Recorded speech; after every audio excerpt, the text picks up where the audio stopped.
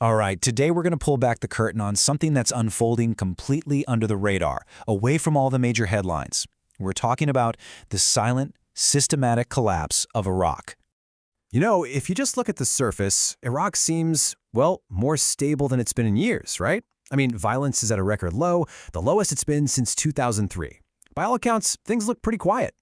And hey, this isn't just a casual observation. This idea of a calmer Iraq is coming from the very top. You've got U.S. National Security Advisor Jake Sullivan crediting their strategy of deterrence and diplomacy for cooling things down in the region. Okay, but, and this is the big but, is this quiet really quiet? Or is it just the calm before the storm? Because what we're going to get into is the radical and frankly dangerous transformation that's happening just beneath that calm surface. So to really get what's going on, we have to start with something that sounds, well, kind of impossible. It's about how the people who lost an election somehow ended up with total control of the state. So, let's rewind to the October 2021 election. The populist cleric Muqtada al-Sadr, he won. He actually won. But then, for months, he was completely deadlocked, unable to form a government. And in a moment of frustration, his entire bloc just walked out. They quit parliament. And bam! That created this huge power vacuum, which allowed the losing side, this Iran-backed group called the Coordination Framework, to just waltz right in and form their own government. I mean, it was a total flip of the democratic result. So who are these guys in the Coordination Framework? Well, forget the Prime Minister. He's not the one with the real power. The real power brokers are these three.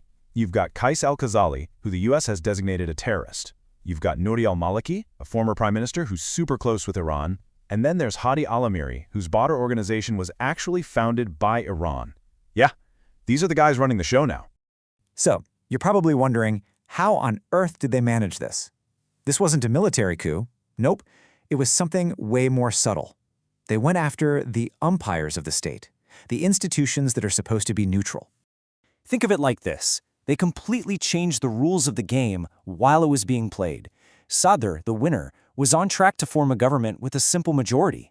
That's how it always worked. But right when he was about to clinch it, the Supreme Court, led by an ally of the militias, just stepped in and said, actually, nope, you now need a 2/3 supermajority, an impossible hurdle.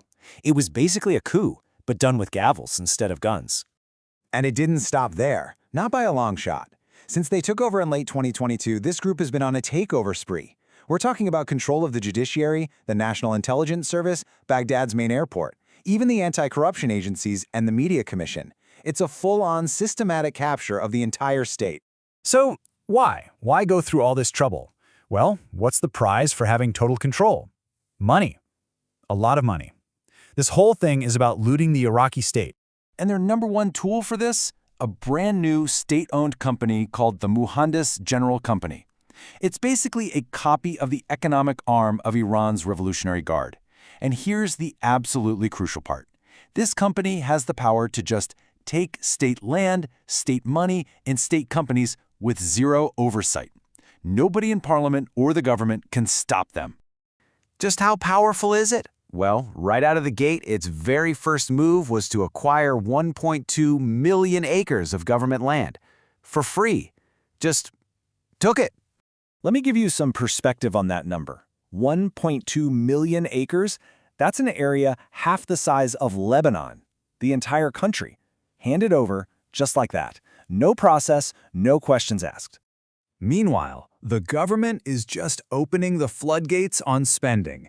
The new draft budget? A massive $152 billion. That's a 50% increase from just 2 years ago.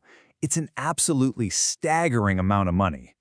So where's all that cash going? Well, it's pretty clear it's being used to buy loyalty. Check this out. They added over 700,000 new government jobs in a single year. And maybe even more concerning, the PMF militias, the state-funded ones, have almost doubled in size. They're now paying over 230,000 members. And get this is all happening during a period of record low violence. Kind of makes you wonder, right? You know, for anyone who's followed Iraq over the years, this all feels eerily familiar. It's a real sense of déjà vu, and it forces us to ask a really scary question. Are we just watching a slow-motion replay of a disaster we've already seen? Okay, look at this pattern. Let's go back in time. Maliki starts his second term in 2010. The U.S. withdraws in 2011. The government becomes corrupt, hollowed out, and by 2014, boom, ISIS explodes onto the scene and takes over a third of Iraq. Now let's look at today. The militias take over in 2022. The U.S. is focused on de-escalation, on keeping things quiet. The parallels are just chilling. And what comes next? That is a huge, terrifying question mark. The source material for this explainer doesn't mince words. It says, the apparent quiet in Iraq could well turn out to be the calm before the storm. And that just sends a shiver down your spine, doesn't it? It reminds you just how fast stable can turn into catastrophe. So, is it a done deal? Is this collapse inevitable? Well, maybe not. The sources we're looking at here do suggest there's a path forward, a way to push back, and it doesn't involve troops on the ground. The argument is pretty simple. The U.S. can use the tools it already has, especially its intelligence and financial leverage. First, you use that intel to have some very direct private conversations with corrupt officials. Second, you actively defend a free press, push back on censorship, and help out the journalists digging into this stuff. Third, you help Iraq get its stolen money back, like that insane $2.5 billion heist of the century. And finally, and this is the big one, you have to go after that Mohandas General Company. Sanction it, isolate it before it literally eats the entire Iraqi economy. Which brings us to the final haunting question. You know, with everyone's attention on Russia and Ukraine, on all this great power competition, is anyone watching Iraq? Is this fragile democracy that so much blood and treasure has been spent on about to just vanish?